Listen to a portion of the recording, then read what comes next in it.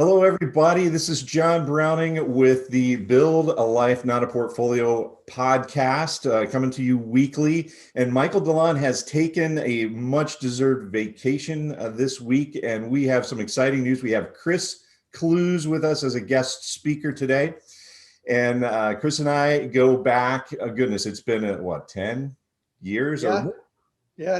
about 10 years. Yep. Yeah, 10 years when I first met Chris, and I was immediately, I think the first time I met you, Chris, I was like, I don't know about this guy. This guy's kind of interesting. But what I found out is that not only does Chris have a wealth of experience and knowledge, but he's also a lot of fun. And one of the problems that we have with finance and planning your financial future is, boy, does that sound boring. Well, Chris is anything but boring. And let me just tell you real quick, a couple really interesting facts about Chris and also how to get in contact with him if you need to. Today's podcast, we've come up with a title for it, $2 Cash, Lessons for Your Financial and Business Life from 80s Pop Culture. And if you never thought you would hear something like the Goonies mentioned in reference to in a professional way, well, you've come to the right place, because we are going to mention all kinds of interesting things from 80s pop culture.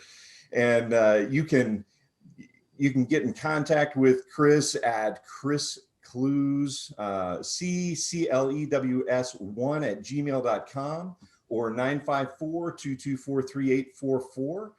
The thing about Chris, you can follow him on Twitter, Instagram, Facebook, LinkedIn. He's all over the place. He has spoken at events for Visa, Women in Insurance, and financial services. He's built brands for the UFC, NBA, MLB, and Chris, I'd love to hear just a brief snippet about some of your experience and knowledge that you gained with that. But you've got 20 years experience in the leadership, marketing, and just broad experience space. And between the two of us, I think we got 50 years experience here. So I'm really looking forward to what you have to say for us, today. And if there's other ways to get in contact, tell us a little bit about your book. I really want people to understand what it is that you do. So without me speaking anymore, what is it that you do? And tell us a little bit about your book. Thanks, John. I appreciate it, man. It's great to see you again. It has been about 10 years since, not 10 years since we've seen each other, but we've known each other for about 10 years.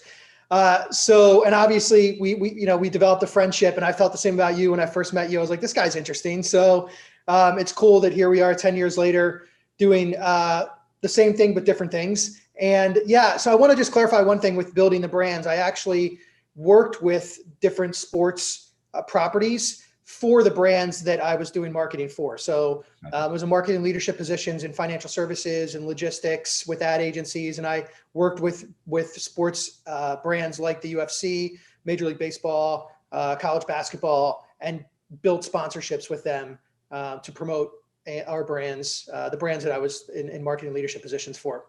So I did marketing leadership, or I was in marketing for 20 plus years, 22, 23 years. I started with Planet Hollywood back in the mid 90s, back when it was this really hot property and people would wait 3 hours in line to get a hamburger at the Planet Hollywood Orlando. That's actually a true story. They would wait in the hopes that they would see a celebrity inside, because often there were some of them eating there during that time frame. And I worked for a few ad agencies, some high-end Swiss watch company, Hublot, and then worked for DHL. And of course, you and I worked together in financial services. I did some marketing leadership there. And yes, I can attest to the fact that even in marketing, it's difficult sometimes to do really cool marketing in financial services, because there are all of these compliance things that happen in the background. Not a bad thing, actually, a good thing for people, for the average consumer, that there is so much compliance. So you should know that if you're an average consumer that's looking to plan your retirement or financial planning, there is an awful lot of compliance in the background for marketing now. And that is a very, very good thing. So I left the corporate world a couple of years ago and started writing. I wrote a book series, What 80s Pop Culture Teaches Us About Today's Workplace. I have 2 books in that series. I'm working on the 3rd now, which is really going to be about life lessons from 80s pop culture rather than workplace culture lessons.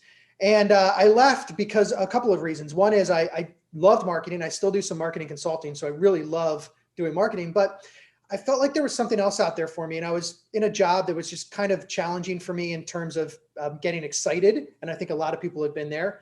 I came home, I watched The Breakfast Club, and Bender's character said, screws fall out all the time. The world's an imperfect place.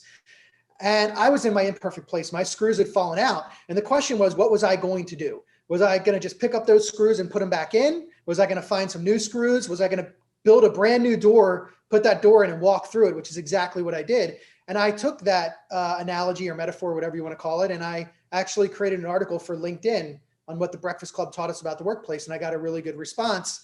And I wrote one about Ferris Bueller and work-life balance and got an equally good response, which drove me to write the books that I have now today. There was one other quote from a movie, The Outsiders. Johnny Cage said, "You still have a lot of time to make yourself be what you want." And that really resonated with me because I was 47 when this kind of epiphany hit me, and I was 48 when I left the corporate world. I'm 50 now. That idea of you still have a lot of time to make yourself be what you want. When we think of entrepreneurs, a lot of times we think of people in their 20s and 30s. They've got their entire life ahead of them, and not to say that I don't, because I just kicked off the second half, hopefully. And but at 48 years old, leaving the corporate world, leaving the stability of the corporate world to go out on your own, that can be a exciting thing, but also a terrifying thing. And I think that idea of you still have a lot of time to make yourself be what you want was something that really resonated with me. And here I am today doing it. Yeah, and that's Chris, that's exactly the reason that I wrote my book, Build a Life, Not a Portfolio. And it's about, what is it that you really want? And maybe you need to take that step out there, right? Yeah, totally. And it's not just because you're 50, not just because you're 60, 70. I mean, doesn't matter. It doesn't matter. It's it's your mindset, and it's what you want, and understanding why you want what you want. And that's a lot of what we talk about with our clients is okay, you've told me what you want, but let's think about that. Why do you want it? And what really brings you joy, right? Yeah. And a lot of times people find out, hey, I don't need $10 million when I retire. I actually only need two, and wow, I could retire today. And there's all sorts of different things. We even have a chapter in the book called the snowflake theory that talks about the fact that everybody's different. That's right. And so I really appreciate that about you and about what you do. And so let's, one of the things I wanted to ask you about was the title, right? $2 cash. What were you thinking about when you kind of came up with the title for this podcast? Yeah. So, obviously the financial industry, financial business that you're in, I started thinking about what would be a good title for this particular episode. And $2 cash actually refers to a movie, Better Off Dead, which was a kind of I guess you would call it like an underrated 80s movie. It's one of those cult classics. It's a dark comedy with John Cusack and Diane Franklin. Diane Franklin plays Monique, his love interest. And she actually wrote the foreword for my second book, which was really cool, really exciting for me. She happened to also be in Bill and Ted's Excellent Adventure, The Last American Virgin. So she was definitely a big time 80s actress. And the $2 cash comes from the fact that during the movie, John Cusack's character is trying to avoid the paperboy who they owe $2 to. His family owes $2 for the deliveries. And we see this paperboy, Johnny Gasparini, come up to his door and say, I can't remember how many papers it was exactly off the top of my head, but let's call it like 6 papers, $2, he owes $2 cash.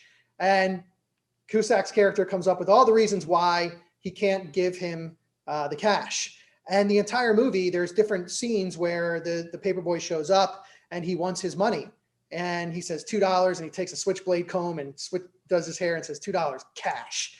And so this kind of, I thought this was a good one because there's a great lesson in there, actually, a serious lesson for business people. And it's about paying your vendors on time, whether they're small or large. And I think what tends to happen when you work in a larger corporation, you focus on paying your larger vendors first, when it's actually the smaller vendors who should be, equal to the larger vendors in terms of paying them on time. If somebody gives you an invoice for 30 days, especially a smaller company, they're relying on that cash to come in to sustain their business. And so it's really important that we learn that lesson. We don't want this person having to chase us around, asking us for the $2 cash, particularly in Better Off Dead, where he gets all his friends one night on all of his paperboy friends on their paperboy bikes to chase him through the night, trying to get their $2 cash. So I think there's a really important lesson there about, being ethical and moral and paying your vendors on time.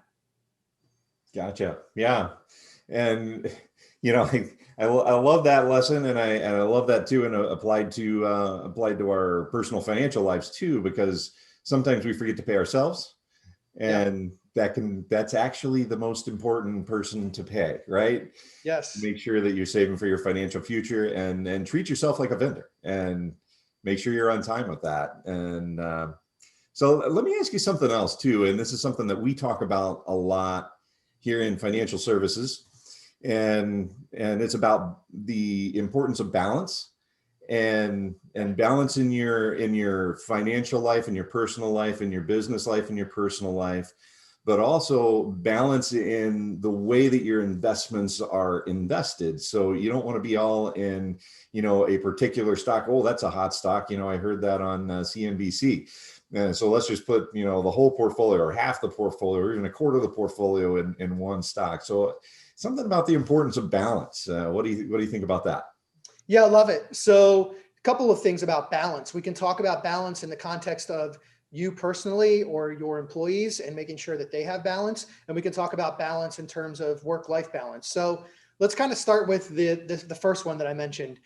There's the Karate Kid, obviously classic 80s movie, and incredibly hot right now because of Cobra Kai on Netflix, which is just kind of blown up. And I got to tell you, like I do a lot of podcasts, and I always make sure to mention this. I'm so happy for William Zabka, who plays Johnny, because I think he's a really great actor. And he had these great roles in the 80s. A lot of them were kind of bullying roles. And then he kind of fell off the map a little bit. And for him to have a second bite at the apple through Cobra Kai is awesome. And I'm really excited to see where his career goes from Cobra Kai, because he is a really good actor. It's really exciting to see him back. So going back to Karate Kid, Mr. Miyagi at one point tells Daniel-san in the original Karate Kid, don't forget to breathe, very important. This is a really valuable lesson for all of us, because if you've ever had stress, it's like dehydration, right? Once you realize you have it, it's too late. And I've had dehydration and I've had stress. And so both of them are equally bad, and both of them take equal amounts of time to recover. Sometimes with dehydration, it takes several days. Well, the same thing with stress. And if we think about this idea of breathing, it can be for ourselves, it can be for our employees as well. Everybody needs space to breathe, and breathe can be different things to different people. It could be a cup of coffee, a cup of tea. It could be playing with your dog or your kid. It could be taking a run, going to the gym. It could just be sitting down and meditating and literally taking a breath. But it's really important that you do that. This idea of don't forget to breathe, because too many of us do. And that's when stress starts to build up. And then before you know it, you're at that breaking point where that stress is impacting you mentally, physically. It could be impacting your relationships. And so it's a really easy thing to train yourself to do. We breathe 17,000 to 30,000 times a day involuntarily. And that's a good thing for someone like me, because if we had to think about breathing, I probably wouldn't have made it. So it's a really good thing that we actually involuntarily breathe. But it is really important. Your employees, yourself, your family, everybody needs that time to breathe. Don't forget to do it, because if you've ever had dehydration, it's a horrible thing, just like stress. And so don't forget to breathe, very important. The second part of balance is this idea, and it kind of ties into that one too. It's kind of this idea of work-life balance. And we got that from Ferris Bueller, obviously, Ferris Bueller's Day Off, the quintessential day off, right? And everybody could use one of those. And I think when we think about Ferris Bueller, most people get entertained by Ferris and they think about him and how he had this great day off. But there is a deeper message in Ferris Bueller. And what happened to me was I grew up watching these movies, and then as an adult, I watched them again, and I took away these different lessons and different perspectives. So I'm going to throw something at you with Ferris that I think a lot of people may not think about. When Ferris took that day off, he took Sloane, his girlfriend, who was super optimistic, positive person, Ferris, super optimistic, positive guy, and his friend Cameron, the most miserable, negative person on the face of the earth. And right, I mean, you remember when he was trying to get him to come with him on his day off, he said, I can't go, I'm dying, and he says, no, you're coming with us. You're coming with him. He doesn't take this time off. When he gets to college, his roommate's going to kill him. And so he talks about the fact that Cameron is just wound up really tight, and Ferris and Sloane are not.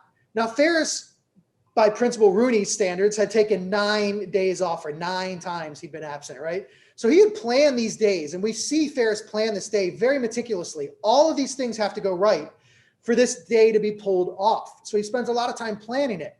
Now, you would think if he did that, he would want to have the best day ever, and he would avoid inviting his friend Cameron, who could create real problems for the day with his negativity, his pessimism. Why would you bring somebody like that along when you could just go enjoy the day with your really positive and optimistic girlfriend and have a great time, particularly with the planning that they did?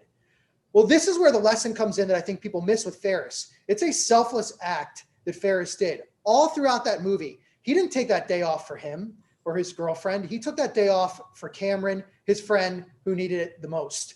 And throughout the movie, he reminds us of that. Throughout the movie, he's trying to show Cameron a good time. He could have just gone on his own, like I said, and had a great day, but he chose to bring his friend. And what does he teach us there? It's a really selfless act about making sure that you're paying attention to the people around you, whether it's a friend or a coworker. This idea that everybody needs time off and looking for that person, that Cameron in your life, whether that person's in your workplace or in your home life or a friend that needs that time off. Because when we help a friend, we help ourselves in the process. And I think that's what Ferris taught us more than anything. Yes, have a good time. Yes, have some work-life balance for yourself. But more importantly, find that person who needs it more than you do and get them out there as well. It's maybe just for lunch or a cup of coffee. It could be for an entire day. But when we help a friend, we help ourselves in the process. And I think that's what Ferris taught us more than anything. Yeah, that's I love that movie, by the way. Yeah, it's a great movie. And you've come up with two of my absolute favorite 80s movies in just the past couple of minutes here. So that's awesome. If we can figure out a way to get Top Gun in there, I think we'd be my top three. So yeah, Top Gun is coming. A lot of beyond like the Karate Kid and maybe Ghostbusters in my second book, what I really tried to do was focus on movies where you didn't expect lessons to come from.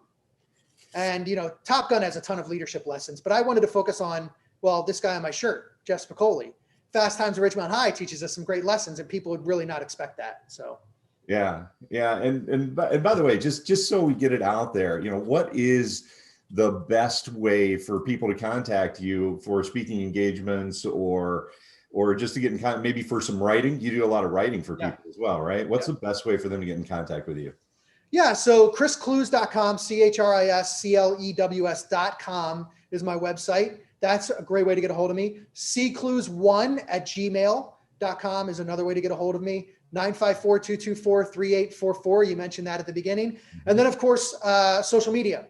So I have Chris Clews 80s at Chris Clews 80s, 80S for Instagram, at 80s Pop Culture for Twitter. I couldn't believe that was available, at 80s Pop Culture. And then Chris Clews on Facebook and LinkedIn.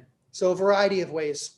Yeah. And as you can tell, Chris is great, especially if you get him in front of a group of people where he gains even more energy than he has here. So he's a great. And I do it from a Blockbuster store. Yeah, so. Yeah, and that's the great thing too. They're used to seeing me with The Office in the background, and you've got this great background with Blockbuster Video, which we all remember. The days of yesteryear, going into Blockbuster and paying those late fees, right? Oh yeah, and I miss whenever I see this background behind me, the first thing it reminds me of is going there on a Friday or Saturday night and waiting by the return bin to see if somebody was going to return the movie that I was waiting for. Yes, that I would spend an hour and a half just at that bin waiting. Right. Yeah, I would too. I remember that. Yeah, because there's only so many of these things available. Yeah. Yeah, great times. Both of us grew up in the 80s, didn't we? Yeah. Wow. Awesome decade. That's right. Well, I tell you what, we're getting close to the end of our time, but before we leave, what is a good financial lesson that you've come about that you could kind of give us from lessons from the 80s? Yeah. So how much time do we have? We got another 5 minutes or so. Okay, cool. I'm going to throw two lessons at you. One is more of kind of a financial lesson, but it's contracts and things like that. And the second one is a leadership lesson that I want to leave everybody with. Great. So the first one is going to come from a movie called The Lost Boys in the 80s. It starred Corey Haim and Corey Feldman, the two Coreys. And basically, if you haven't seen the movie, Kiefer Sutherland plays probably the greatest vampire, in my opinion, of all time. And there's these kids who own a comic book store. There's vampires are infesting their town. They're killing everybody. Three of the kids actually end up solving their vampire problem in their town. But during the movie, the older brother is infatuated with this girl, Jamie Gertz. Her name is Star in the movie, but Jamie Gertz is the actress. And he follows her to the vampire lair. He doesn't know he's there. And the main vampire, Kiefer Sutherland, gives him a drink and says, "Drink this." And so he's looking at it and it looks like wine. And The girl Star says to him, "Don't drink it, Michael. It's blood. It's blood. Don't drink it," because he'll obviously become a vampire if he does. He ignores her because he wants to kind of fit in, and he drinks it. And obviously, the rest is history. He starts to become a vampire. But there's an important lesson here about terms and conditions in a contract, right? Sometimes we're so anxious and excited to be part of a new partnership or a new business or a new job that we just kind of sign on the dotted line without really looking at the fine print and the terms and conditions. And it's really important that we do that. If we don't have somebody next to us like Star saying, "Don't do it, don't do it," read the fine print, read the terms and conditions. Yeah. We sometimes get so excited we want to be part of something that we sign something too quickly without asking the right questions or without looking at the terms and conditions. So I think that's a lesson from the Lost Boys that we can all learn when it comes to finances and particularly contracts, whether it be in our personal life, our business life, or anywhere else. So that's one. Yep. And in my book, I go a lot deeper into that lesson, but you kind of get the idea with the terms and conditions and fine print. No one wants, well, maybe some people want to be a vampire. I don't, but some people might. So the second lesson, of course, this lesson I want to leave you with is a leadership lesson. It's from one of my favorite musicians, and that's Prince. And I love Prince. To this day, can listen to Prince albums over and over again. And yes, I say albums because, that's what it was in the 80s. And so Prince, I hear they're coming. What's that? Yeah, they're coming back. The vinyl. Oh yeah, vinyl is awesome. I have a record player myself, shockingly. So Prince, 1987. He's the king of music. I know that people say Michael Jackson was the king of pop. Fine. Prince was the king of music. He was writing music for people like the Bangles and Sinead O'Connor and a multitude of other groups. There's a lot of 80s songs you'd be surprised that he wrote when you look them up. And then, of course, played multiple instruments, Purple Rain movie with the soundtrack. I believe he composed a symphony, all kinds of stuff. So anyway, great guy. Suzanne Vega in 1987 was an alt singer. And she had a song called Left of Center. And then she had the song My Name is Luca. I live on the second floor. I live upstairs from you. Yeah, that's bad singer. So that's all you're going to get. So Suzanne Vega, My Name is Luca. Prince hears the song. He's so moved by the song that he actually penned a handwritten note to her that says, "Dear Suzanne, Luke is the most compelling piece of music I've heard in a long time. There are no words to tell you all the things I feel when I hear it. I thank God for you, Prince." And he got this handwritten note to her. It's really awesome. Because remember, 1987, no digital means to get something to somebody. Had to take that handwritten note and get it to her somehow, whether it was him or someone else who delivered it. We know she got it because in 2016, when he passed away, she put it on social media for everybody to see, to know the kind of guy he was behind the scenes. And that's where we get our lesson from him. He was on the biggest stage in the world, and yet he wanted to share it. He saw somebody doing something great, and he said, "Hey, I see your greatness. I see what you're doing. I want to share the stage with you. I want to let you know that you're doing something great." The difference between rulers and leaders. When rulers get the stage of success, they keep everybody below it. They don't want to share it because they're afraid someone's going to steal their spotlight or maybe be better than them. They want to keep everybody below it. They want that power. Leaders share the stage of success. And that's what Prince did. He said, "Hey, I see you, Suzanne Vega. I see you doing something great. There's a place for you on this stage. You should come up here. Keep doing what you're doing because people are going to see it." And that's an idea about encouragement as well, giving her that boost of self-confidence. We can all do that as managers, leaders, as for people in our personal life as well. Encouragement doesn't cost a thing. And I think that's a really important lesson that Prince taught us. Yeah, that's really that is really fascinating. I had heard that story before about Luca, and I love that song. It's maybe not uplifting, but it has got some deep meaning and deep meaning. Yes, very deep. Yeah. So I love that lesson. I just think, I love Prince, and after I heard that story, this is amazing. I got to share this story with as many people as possible. They need to know it.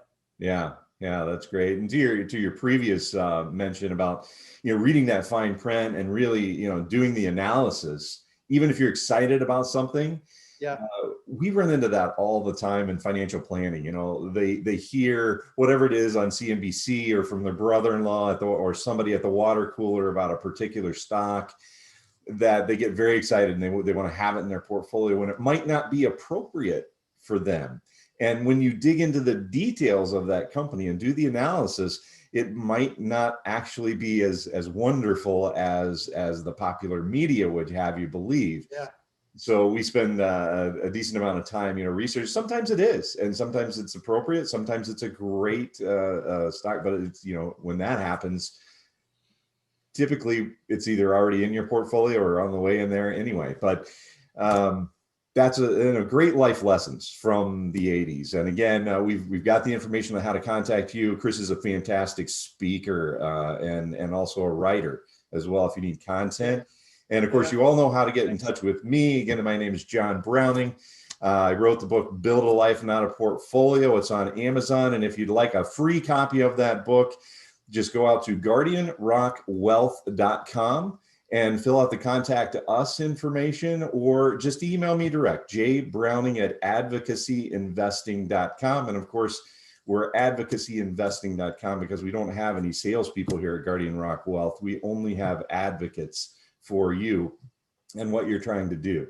So I'm looking forward to talking to anybody on here who has, a need or just needs a little bit of help. We're happy to talk to anybody free of charge and hopefully get you started off on the right path to success and build your roadmap into building your life, not just your portfolio. Chris, it's been wonderful to have you today. Any parting comments to let people know about before we leave? Yeah, hey, a great holiday gift. I've got 2 books in my series. I would tell you that the first one is kind of an appetizer. It's about 80 pages. It's just fun. It's not very deep, but if you like 80s pop culture, you'll enjoy it. The second book, the black cover, is actually much deeper. It's about 220 pages or so, really deep into the lessons from 10 80s movies. So that one's, I think you'll learn a lot more from, and that's an actual, what I would call a book rather than Cliff Notes, which is what the first one is. Both available on Amazon. Great stocking stuffers or great presents for that person in your life who loves the 80s. All right, fantastic. And again, just as a reminder to everybody, the boring stuff here is this is not personal investment advice. We can only do that over the phone with a direct conversation with you or in person. We still do in-person meetings, believe it or not, during the whole pandemic. And we would love to have that personal conversation with you. And of course, past performance is not a guarantee of future results. So that's part of that compliance that we talked about earlier. Chris, it's been great to have you on the podcast, and we will see you soon. Thanks, John, for the megaphone. Stay rad, everybody. All right. Bye-bye. Bye.